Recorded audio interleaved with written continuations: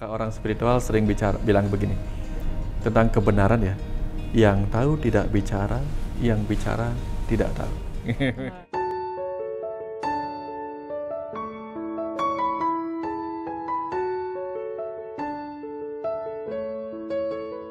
Selamat sore. Kita ketemu lagi dengan Pak Wayan. Dan mumpung beliau ada di Jakarta, makanya kita dikasih kesempatan sama Pak Wayan menggali lebih banyak lagi dari Pak Wayan untuk para sahabat semua. Nah, kali ini kita mau menggali tentang apa sih itu kebenaran dan pembenaran, Pak. Iya. Kadang-kadang orang kita ini suka kejebak dengan kebenaran dan pembenaran. Iya. Nah, sebelum kita memulai, saya mau ngasih tahu dulu nih, mau iklan sedikit nih. Kebetulan teman saya namanya Bunda Ati membuat ini nih, Bee Lemon. Bee Lemon ini sarinya lemon dicampur dengan madu. Ini buat imunitas kita, untuk katanya sih minuman COVID ini itu bagus. Ya jangan lupa ya, kita sahabat-sahabat minum Bee Lemon. Rasanya seger banget, enak, dan ini madu asli. Oke Pak Wayan. Tadi kita kembali lagi ke pembenaran dan kebenaran. Ya. Nah, kadang kita tuh suka akhirnya menjadi ribut atau bertengkar karena itu tadi, dua kata tadi. Kebenaran dan pembenaran. Iya. Nah, bagaimana sih sebuah kebenaran untuk masing-masing individu buat Pak Wayan dan pembeda ini nih? Pembeda keduanya. Di antara keduanya tuh gimana sih menurut Pak Wayan? Iya. Selamat sore sahabat Rani, sahabat semesta semua. Terima kasih Mbak Rani, udah kita mengulik lagi banyak pengetahuan-pengetahuan yang sering kita obrolin sehari-hari, cuman sampai sekarang kita masih memperdebatkan obrolan yang sama. Terutama tentang kebenaran dan pembenaran itu. Sejarah manusia itu mencari kebenaran itu dari lama sekali. Entah lewat agama, lewat hukum, lewat segala hal. Tapi kemudian mereka terjebak pada kebenaran-kebenaran yang terbatas, yang kemudian mereka anggap itu sebuah kebenaran, padahal itu barangkali hanya pembenaran yang berlaku sesuai kesepakatan di masanya, ya pada ruang dan waktu tertentu. Nah contohnya begini, ya sekarang kan kita lagi heboh ya. Sebentar Pak. Jadi kebenaran itu suka kejebak di ruang dan waktu pada masanya. Betul. Masanya ya Pak ya? Betul. Nah itu yang karena pada masanya sama masa kini sebenarnya itu kan nggak sama. Nah jadi akhirnya sebuah kebenaran itu menjadi sebuah pembenaran. Betul. Gitu ya Pak ya? Oke Pak, lanjut. Contoh saja begini.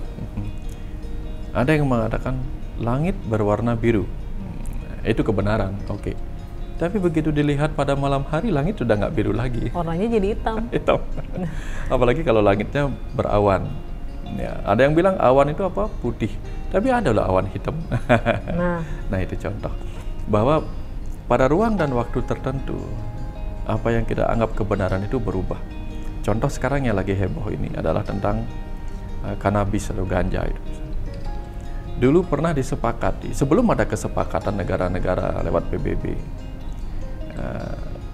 ganja dianggap sesuatu yang bahan alami aja, hidup di dunia ini sebagai ciptaan Tuhan, tumbuh-tumbuhan yang mempunyai khasiat-khasiat tertentu. Tapi kemudian khasiat itu disalahgunakan. Karena disalahgunakan, maka dia tidak lagi menjadi sebuah kebenaran. Jadilah penyalahgunaan. Maka karena dia disalahgunakan, mulailah dilarang. Sekarang tiba-tiba dilihat kebenaran bahwa di sana ada kandungan obat yang barangkali bermanfaat.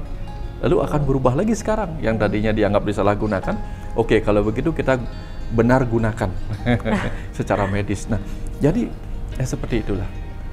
Kebenaran itu Akhirnya suatu ketika saya merenung dan mencari apa sih kebenaran itu. Ternyata kebenaran itu adalah sesuatu yang memang tak terdefinisikan, tak terbatas. Begitu dia dijatuhkan di percakapan, di kehidupan bumi ini, dia pecah menjadi berkeping-keping, yang kemudian masing-masing orang memegang keping-kepingnya, lalu keping-keping itulah dipegang sebagai kebenaran. Padahal itu memang keping-keping kebenaran, tapi bukan kebenaran yang utuh. Nah, ketika orang melekat, terjebak untuk melekat bahwa ini adalah kebenaran, dia lupa menyebut ini adalah keping kebenaran, maka sebenarnya dia terjebak pada keping kebenaran yang sesungguhnya hanyalah pembenaran. Ya, sama seperti orang yang orang buta memegang gajah, itu kisah udah umum ini. Jadi kalau orang buta ditanya tentang gajah, maka dia akan memegang bagian-bagian atau keping-keping kebenaran dari gajah itu. Pas dia memegang belalainya, dia bilang gajah itu seperti ular. Pas yang memegang kakinya, dia bilang gajah itu seperti tiang. Gitu. Tapi bagi orang yang memahami gajah, maka dia hanya akan mengatakan gajah itu seperti gajah. Nah, seperti itu. Jadi orang yang benar-benar memahami kebenaran, ketika ditanya apa itu kebenaran, maka dia hanya bingung. Kebenaran ya kebenaran. Bahwa kemudian dia pecah menjadi keping-keping kebenaran yang disebut pembenaran, itu boleh. Tapi seharusnya pembenaran bukanlah kebenaran yang utuh. Karena kebenaran yang utuh adalah penyatuan pembenaran demi pembenaran. Artinya apa?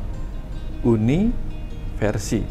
Maka kebenaran universi adalah uni atau gabungan dari versi-versi kebenaran itu, yang disebut sebagai pembenaran itu. Contoh misalnya, sekarang ini, ya, ini perubahan ruang dan waktu. Sekarang ini kalau kita sebut ini sore apa pagi, mungkin kita akan sebut ini sore. Tapi begitu kita kontak teman kita di belahan dunia yang lain, dia bilang beda. Bukan, saat ini lagi malam, dia bilang begitu di tempat yang lain. Nggak, kita bertengkar, saat ini lagi begini. Itu, di tempat dan ruang yang waktu berbeda, sesuatu yang kita anggap kebenaran itu akan berubah. Itu sebabnya ketika orang masih berpegang ini adalah kebenaran, maka mereka akan terus bertikai. Karena angka 6 dan angka 9 itu adalah sebuah kebenaran. Tapi begitu dilihat dari sisi yang berbeda, ada yang melihat angka 6, ada yang melihat angka 9. Itu situasi sekarang. Situasi sekarang. Nah, kita terjebak di situ. Ya. Jadi balik lagi bahwa kebenaran atau pembenaran itu pertama tergantung di ruang dan waktu. Ruang dan waktunya. Mungkin terhadap sebuah situasi si manusianya mungkin juga berubah-berubah gitu ya Pak ya. Persis. Karena untuk seperti saya gitu, untuk saya ini minum sehat gitu, lemon dan madu. Tapi buat anak saya mungkin yang masih kecil atau yang anak-anak yang umur 0-4 tahun minum ini kan ususnya kurang baik juga. Nah, kadang-kadang kita suka kejebak di antara ruang dan waktu dan situasi orang itu tersebut gitu. Nah, bagaimana Pak dalam kondisi, bagaimana kita tidak merasa menjadi sebuah pembenaran, jadi sini merasa benar, situ merasa benar, sini merasa benar. Contoh kasus ya, dalam situasi mungkin ketika dulu belum ada sikat gigi, dulu masih ada kayu, makanya kita mungkin memakai siwak untuk menggosok gigi kan. Tapi dengan adanya peradaban sekarang, kita memakai sikat gigi yang ada beras. Nah, kadang kita suka kejebak bahwa oh ini yang benar, ini salah gitu, atau makan lah gitu. Makan dengan satu kondisi pakai tangan atau pakai sendok itu ya kan akhirnya benar salah. Kembali lagi kan pada ruang dan waktu tadi Bapak bilang. Nah, untuk mencapai sebuah persamaan tadi versi tadi itu. Bagaimana kita bisa mencapai sebuah kesepakatan dalam sebuah kebenaran? Sulit kali ya Pak ya? Jadi prinsipnya itu begini, orang yang siap menerima versi yang lain, jadi dia membuka pikirannya, membuka hatinya, untuk menerima versi yang lain, sudut pandang yang lain dari sebuah kebenaran, dialah yang akan mudah mendapatkan kebenaran yang universi. Itu sebabnya di ajaran-ajaran tertentu, di ajaran Islam misalnya barangkali, kata kafir atau kufur atau kubur itu kan tertutup artinya. Jadi kalau kita menutup diri terhadap kemungkinan persepsi yang lain, perspektif yang lain, atau versi yang lain dari sebuah kebenaran itu, maka kita tidak akan mendapatkan keutuhan di ruang dan waktu yang seharusnya berbeda itu. Contoh misalnya begini, dulu waktu kita masih di tradisional itu, kita biasa bungkus nasi pakai apa, pakai daun, minum bahkan pakai bambu. Terus dibilang lama-lama muncul ilmu kesehatan yang mengatakan ini tidak higienis. Ternyata dipakailah sesuatu yang jernih, higienis kelihatannya, yaitu plastik. Setelah produksi plastik berlimpah ruah dan akhirnya mengotori dunia dan sebagainya. Akhirnya apa yang terjadi? Plastik menjadi bencana. Go green. Balik lagi ke tradisional. Akhirnya apa? Ini kebenaran yang telah ditinggalkan menjadi kebenaran baru, dan kebenaran baru pun lama-lama ditinggalkan. Ya. Semua akan demikian akhirnya sampai mereka sadari bahwa oh ternyata ini. Semua ini adalah kebenaran-kebenaran yang terpisah-pisah, yang ketika disatukan, oh ternyata inilah yang benar. Sama dengan begini, kalau orang sudah mengenal sosok seseorang, mau dari belakang, mau dari samping, mau dari atas, orang itu pasti dikenal. Ya. Tapi kalau orang tidak benar-benar mengenal seseorang, dia hanya mengenal dari depan, dari wajahnya saja. Begitu matanya ditutup, dia tidak kenal bibirnya. Atau begitu bibirnya pakai masker, dia tidak kenal orangnya. Tapi begitu orang itu benar-benar mengenal seseorang, mau dia berbungkus pakai apapun, mungkin dia tahu sosok tubuhnya. Nah, jadi orang yang mengenal kebenaran yang seutuhnya, mau disembunyikan kayak apapun kebenaran itu dia paham. Tapi kalau orang yang hanya mengenal sedikit bagian dari kebenaran itu, ini yang sering bertengkar. Itu bukan si A, tapi si B. Yang satu bilang ini si B, bukan si A. Itu yang biasanya. Karena dia tidak benar-benar mengenal sosok yang dia ceritakan itu. Semacam itu. Ya, seperti tak kenal maka tak sayang gitu. Persis. Jadi kadang-kadang untuk orang tuh terlalu gampang mengejudge, Pak. Ya, kadang-kadang kita lah nggak usah ngomong orang. Kita kadang-kadang melihat dari sisi luar aja. Sedikit aja mungkin ada kesalahan orang. Akhirnya kebaikan segudang apapun akhirnya semua itu hilang begitu aja kan? Karena dia tidak mengenal atau menyayangi seseorang itu secara utuh gitu. Ya itulah tadi ternyata kebenaran pun seperti itu. Ketika seseorang itu belum mengalami sebuah fase atau sebuah titik balik daripada satu keutuhan sebuah kebenaran, hanya melihat dari sisi tadi Bapak bilang versi-versi yang kayak seperti pecah gitu ya. Jadinya akhirnya masing-masing menjadi pembenaran. Nah, untuk kembali kepada itu, apa kita perlu mengkaji ke dalam lagi sehingga ya, kalau orang mengkaji ke dalam dirinya, dia mengerti bahwa bahkan tangan kiri dan tangan kanan kita aja berbeda. Ya, tangan kiri dan tangan kanan kita berbeda. Bahkan alis kanan dan alis kiri kita berbeda. Ya, mata aja bisa semua beda. Semuanya berbeda. Bahkan di seluruh rambut kita sebagian sudah beruban, sebagian belum.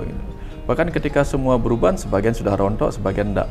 Jadi itu, ketika kita mengkontrakan versi-versi itu, maka terjadilah kontroversial.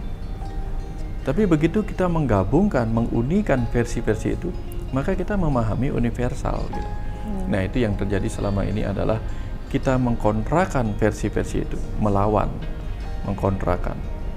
Akhirnya yang terjadi seperti itu, kita bertengkar segala macam. Padahal kalau kita mau terbuka saja untuk melihat dari versi yang lain, jangan-jangan ada kebenaran dari sisi yang itu. Gitu. Ya, karena kayak tadi itu ada jebakan ruang dan waktu, ada jebakan orang. Jadi orang tertentu akan memberikan rasa yang berbeda. Contoh misalnya, sebutir cabai belum tentu memberikan rasa pedas yang sama pada tiap orang. Sebutir cabai yang sama. Oh ini cabai ini pedas. Nah kalau orang terbiasa makan cabai bilang enggak pedas ya, gitu. Tapi bagi orang yang takut sama cabai, bahkan seujung kuku pun cabai itu pedasnya luar biasa. Nah itu jadi kita mengerti. Inilah yang pelajaran-pelajaran tentang simpati dan empati. Kalau kita sudah punya empati, punya simpati, jadi kita mengerti cara berpikir orang lain. Kita mengerti apa yang dirasakan orang lain di sisi orang itu. Inilah empati. Tapi kalau kita melihat apa yang dirasakan orang lain dari sudut kita, maka kita antipati. Antipati. Ya. Kenapa? Karena dia pasti berbeda dengan kita. Pasti berbeda, tidak mungkin sama. Orang kita aja sekarang bisa beda-beda kok. Iya. Ya, kita aja sekarang bisa beda-beda. Iya, betul. Ya, misalnya sekarang kita suka ini, saya suka nasi goreng. Besok belum tentu suka. Begitu. Bahkan kalau kita suka, pasti tiap hari makannya nasi goreng aja. Faktanya besoknya kita pingin yang lain. Artinya kita tidak benar-benar suka. Kalau kita benar-benar suka, maka kita tidak akan berhenti menyukai itu. Pasti itu aja terus pilihan kita. Nah, berarti ada saatnya kita bosan. Nah itu juga. Jadi orang lain pun akan berbeda-beda terus. Seperti itu Mbak kira-kira. Iya betul ya. Betul, benar. Kadang-kadang hal kecil aja ya Pak ya. Ya. Nggak usah terlalu jauh. Mungkin muka saya hari ini sama muka saya kemarin, sore atau kemarin pasti berubah-ubah, udah beda gitu kan. Kebenaran saat saya sehat, saya mungkin berdandan dengan memakai baju warna coklat, yang saya pilih pasti lipstik coklat.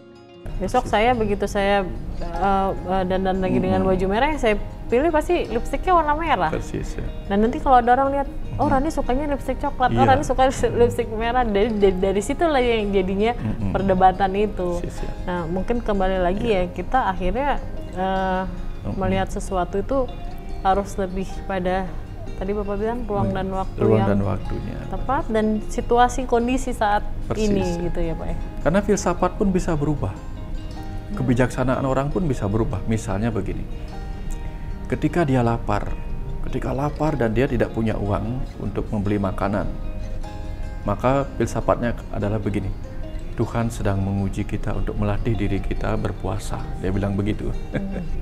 Dia bilang begitu karena nggak punya uang untuk beli makanan. Tapi begitu dia punya uang, dia bilang apa? Kita harus merawat tubuh kita dengan makanan. Kebijaksanaannya begitu. Iya, berubah lagi. Berubah lagi filsafatnya. Jadi filsafat orang itu ya, filsafat itu kan kata-kata bijak lah anggap itu.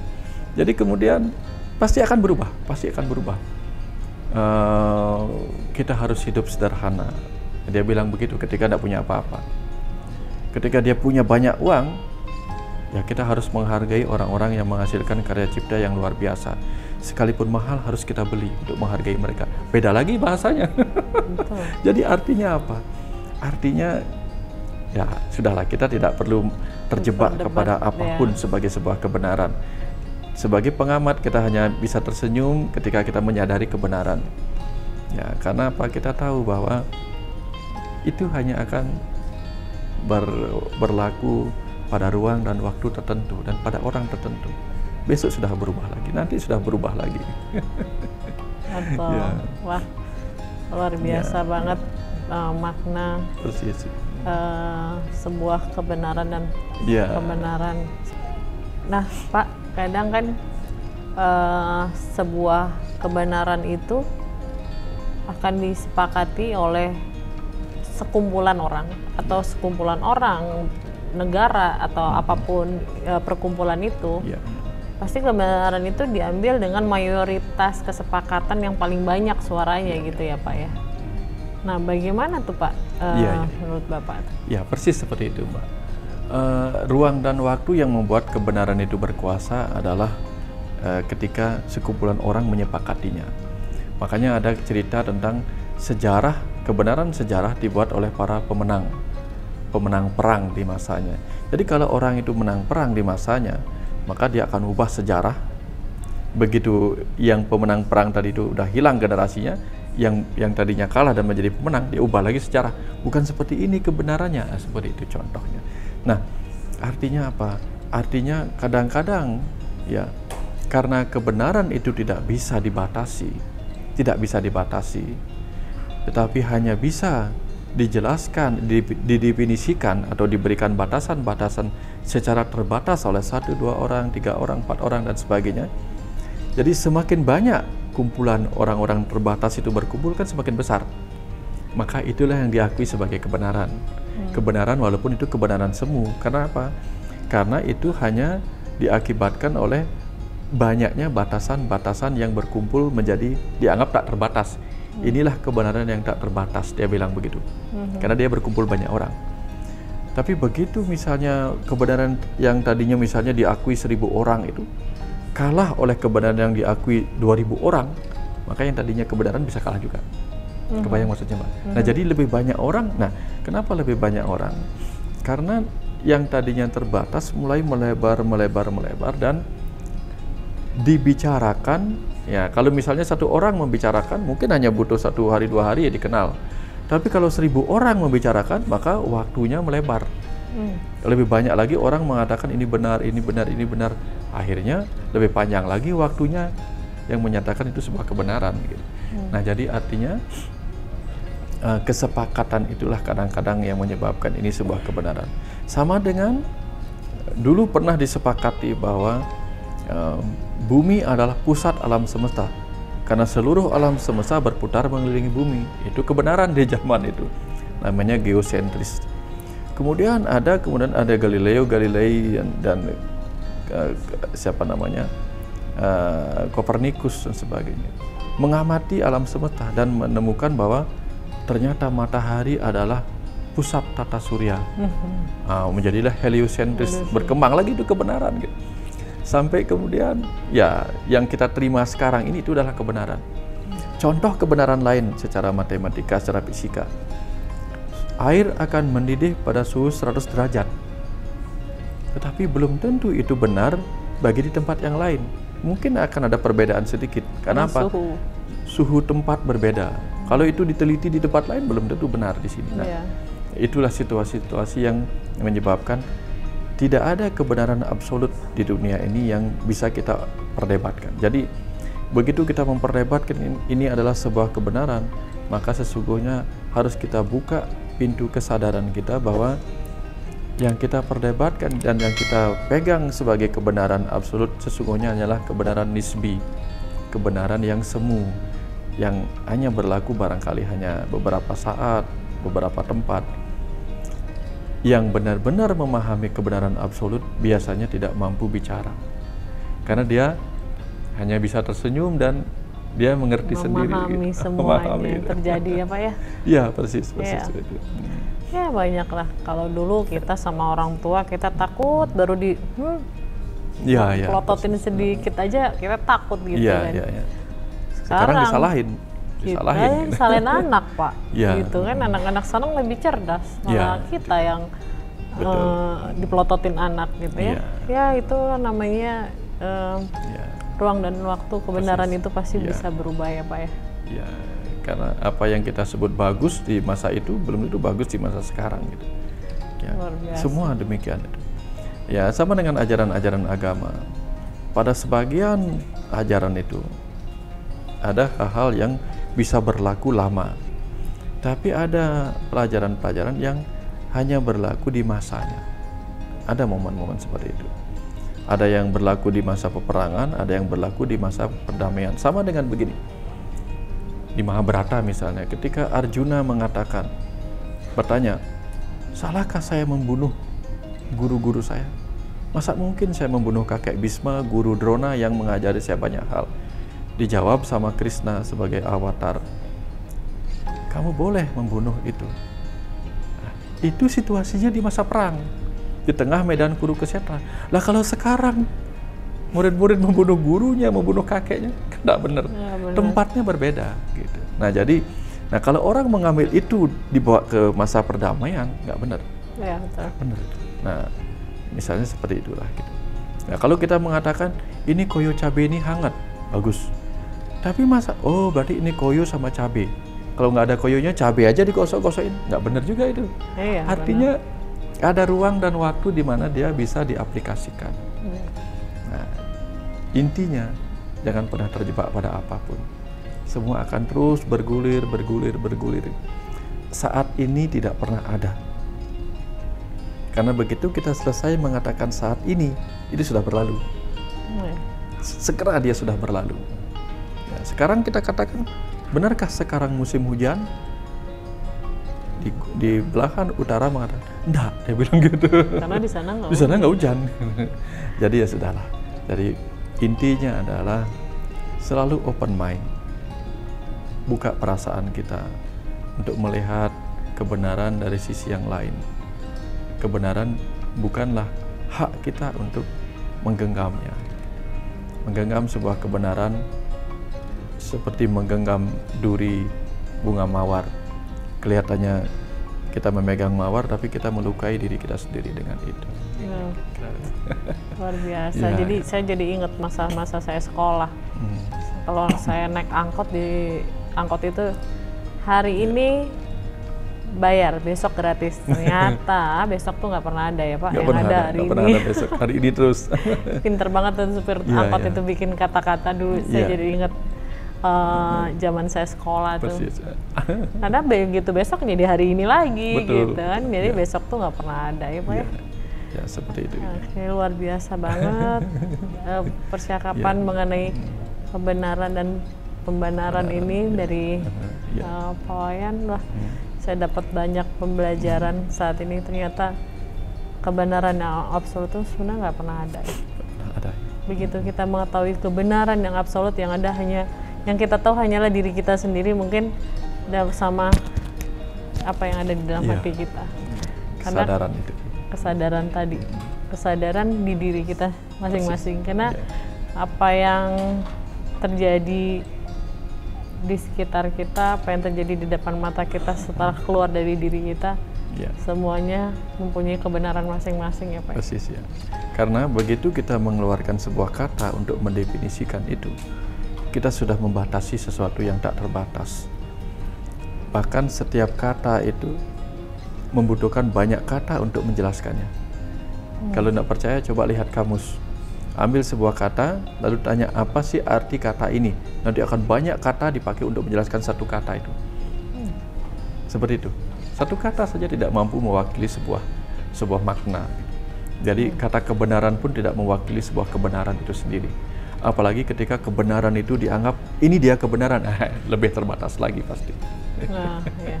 Dia hanya sesuatu yang menjadi pemahaman di dalam, yang keluarnya hanya lewat senyum aja. Maka orang spiritual sering bilang begini tentang kebenaran ya, yang tahu tidak bicara, yang bicara tidak tahu. Luar biasa Pak Wayan. Pak, bagaimana dengan situasi yang saat ini? Begitu banyak sekali hoax yang terjadi gitu, berita-berita sehingga membuat kita atau cemas, atau masyarakat itu cemas gitu. Nah, mengenai berita-berita hoax ini tuh gimana tuh kebenaran? Ya, itu kembali lagi tentang kebenaran ruang dan waktu. Sebuah waktu itu bisa dipegang sebagai sebuah kebenaran kalau dia diulang-ulang. Terus-menerus diulang-ulang, maka waktunya panjang. Sekalipun itu sebuah kebohongan, tapi kalau diulangi terus-menerus, pada akhirnya dia akan menjadi sebuah kebenaran. Dianggap sebuah kebenaran gitu. Walaupun itu hanya sebuah kebohongan gitu. Makanya dalam ilmu marketing itu kan juga demikian. Dalam ilmu marketing itu apapun yang terus-menerus dicekokin kepada batin bawah sadar seseorang, dia akan meyakini itu sebagai sebuah kebenaran. Sekalipun itu berita-berita yang palsu, berita hoax dan sebagainya, begitu terus-menerus diulang-ulang setiap saat, maka orang akan menganggap itu sebuah kebenaran. Contoh begini, kalau orang yang terus-menerus ditaruh di tempat yang gelap, di dalam gua yang gelap, maka dia percaya sesungguhnya tidak pernah ada siang. Karena dia bangun lihat gelap, tidur lihat gelap, sehingga dia berpikir bahwa tidak ada siang, yang ada hanya malam. Ya, karena itu yang dia lihat terus-menerus. Nah, dalam ilmu kehidupan ini juga sama. Sehingga apa yang saya lakukan adalah mengulang-ulang. Saya pun membutuhkan mengulang-ulang tentang kebenaran itu, supaya orang tidak terjebak kepada pembenarannya sendiri. Karena kalau orang sudah paham itu, nanti kapan-kapan dia akan waspada. Begitu dia merasa dirinya terjebak pada pembenaran, dia akan segera sadar bahwa sebentar, jangan-jangan ini hanya pembenaran saya aja. Dan dia tidak berani membiarkan dirinya melekat.